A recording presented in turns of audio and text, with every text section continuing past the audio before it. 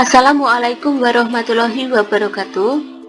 Anak-anak, hari ini kita akan belajar mengenai unsur transisi periode keempat. Simak penjelasan yang akan Ibu sampaikan baik-baik ya. Apabila kita tengok SPU, unsur transisi periode keempat adalah unsur-unsur blok D atau logam-logam transisi yang terletak pada lajur vertikal keempat dalam SPU.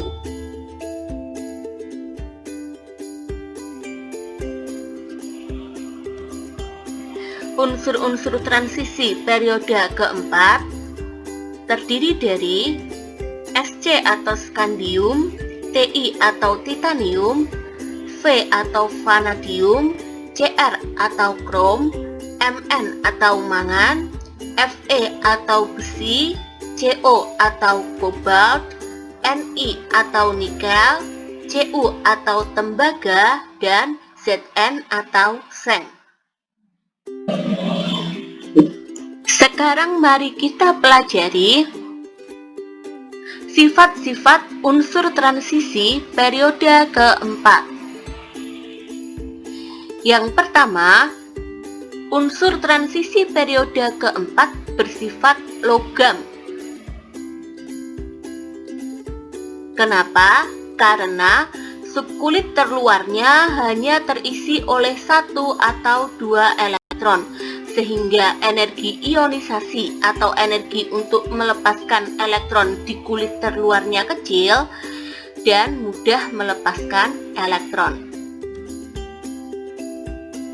Dibandingkan dengan unsur golongan utama atau golongan A, unsur transisi lebih keras dan titik cair atau titik didihnya lebih tinggi. Hal ini merupakan akibat dari belum terisi penuhnya orbital D, sehingga unsur logam transisi cenderung untuk membentuk ikatan logam yang kuat. Sifat berikutnya, unsur-unsur transisi periode keempat memiliki beberapa bilangan oksidasi. Jadi satu unsur bisa memiliki lebih dari satu bilangan oksidasi. Misalnya di sini Fe. Unsur Fe ada yang bilangan oksidasinya plus 2, plus 3, plus 4, dan seterusnya. Misalnya lagi untuk unsur Cu, ada yang bilangan oksidasinya plus 1, ada yang plus 2, ada yang plus 3.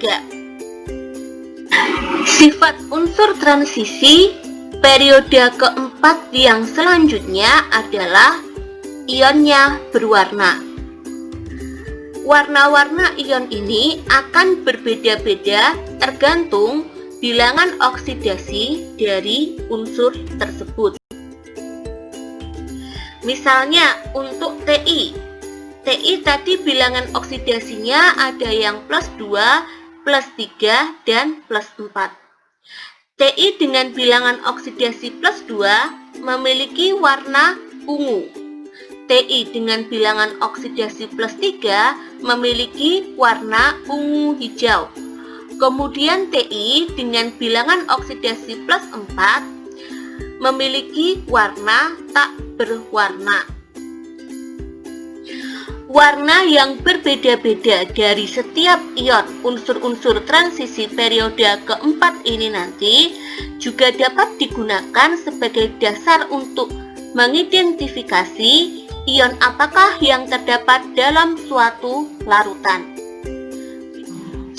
Misalnya saja, dalam suatu larutan sudah teridentifikasi ada unsur Ti di situ. Tetapi kita tidak tahu Ti yang ada di dalam larutan itu berupa Ti2+, Ti3+, atau Ti4+. Nah, untuk menentukannya dapat dilihat dari warna larutannya. Sifat unsur transisi periode keempat yang berikutnya adalah bersifat katalis.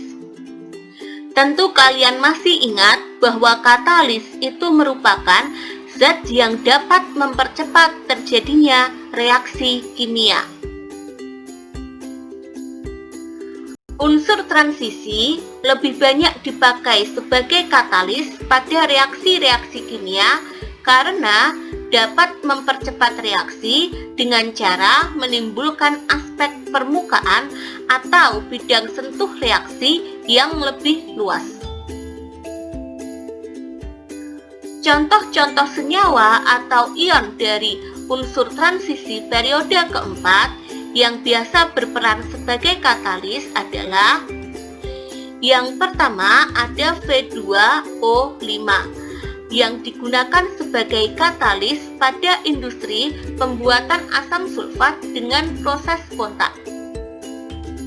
Kemudian ada lagi serbuk besi yang digunakan sebagai katalis pada industri pembuatan amoniak dengan proses Haber-Bosch.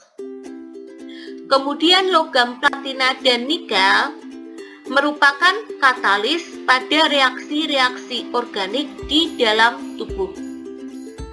Ion Zn2+ merupakan katalis pada reaksi hidrolisis protein menjadi asam amino. Dan ion Cu2+ merupakan katalis pada reaksi pembentukan hemoglobin atau komponen sel darah merah. Sifat berikutnya dari unsur-unsur transisi periode keempat adalah terpengaruh medan magnet. Jadi nanti ada unsur-unsur periode keempat yang bersifat paramagnetik, ferromagnetik, dan diamagnetik. Apa itu paramagnetik?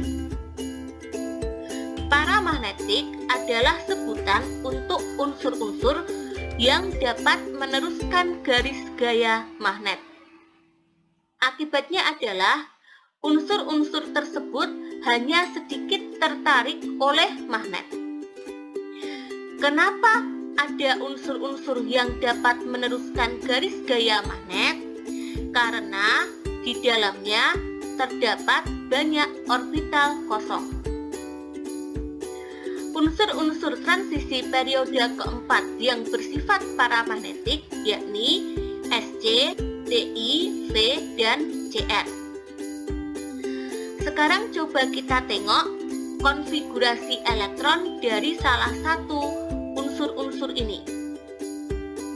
Misalnya Sc dengan nomor atom 21. Konfigurasinya Ar 4s2 3d1. Subkulit terakhirnya adalah 3d. D mengandung 5 buah orbital seperti ini. Di D hanya ada 1 elektron.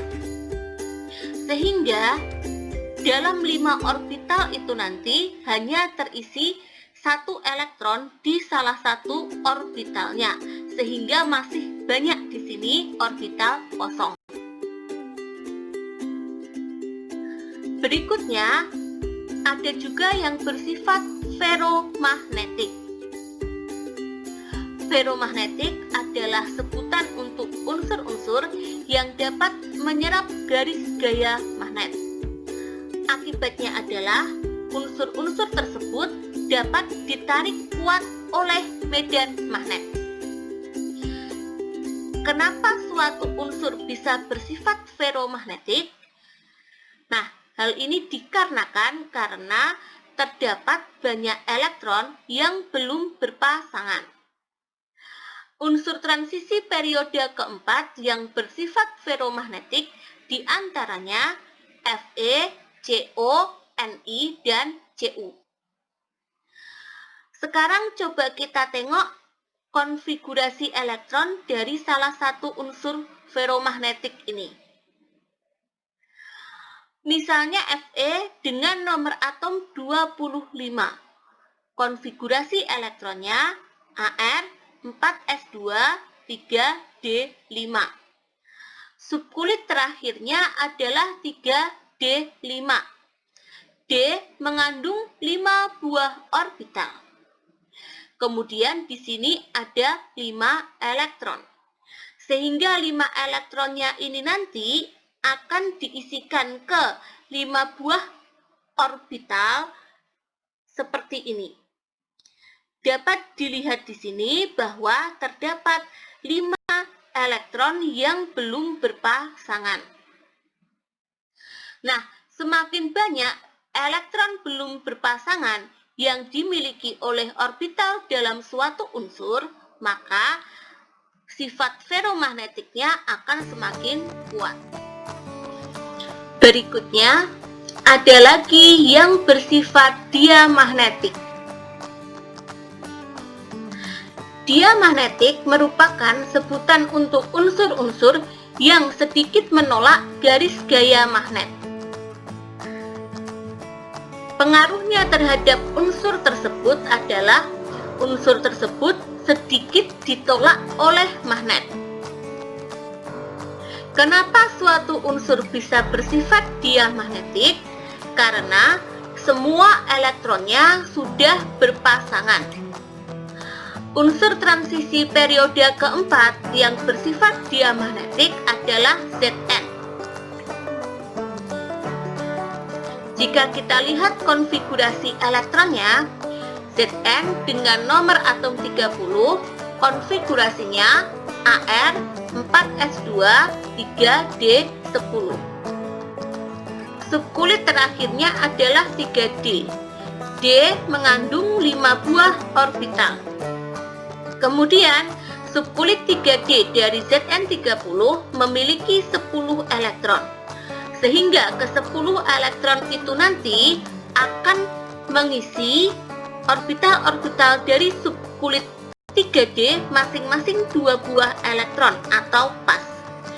Dan dapat dilihat di sini bahwa sudah tidak terdapat lagi elektron yang belum berpasangan atau semua elektronnya sudah berpasangan. Sekarang mari kita belajar kegunaan unsur transisi periode keempat. Yang pertama untuk Sc atau scandium digunakan sebagai komponen dalam lampu-lampu berintensitas tinggi.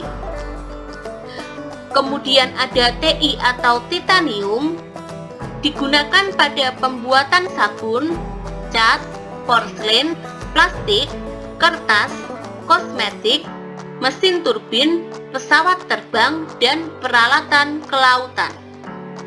Kemudian untuk V atau vanadium digunakan sebagai katalis pada proses kontak atau proses pembuatan asam sulfat. Kemudian dia juga digunakan pada proses pembuatan peralatan yang tahan terhadap getaran.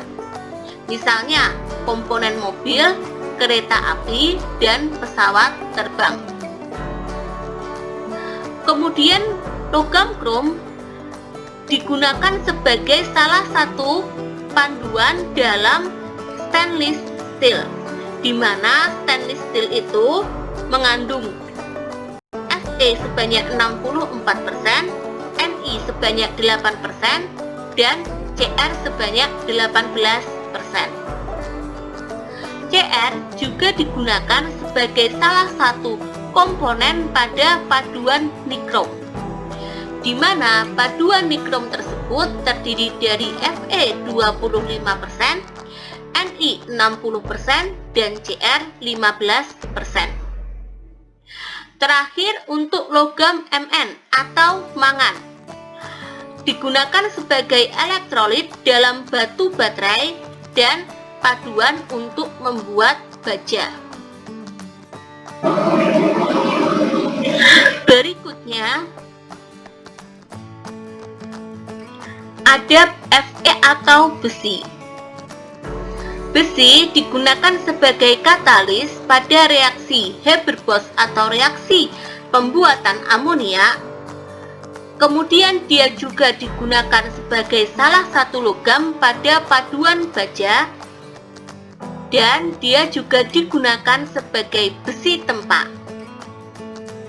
Kemudian ada Co atau kobalt digunakan sebagai oksidator, pengisi baterai pada sel volta, pembuatan mesin jet, pembuatan mesin turbin gas, pembuatan peralatan-peralatan tahan panas, dan katalis. Kemudian isotopnya yakni CO60 digunakan untuk terapi pengobatan penyakit kanker.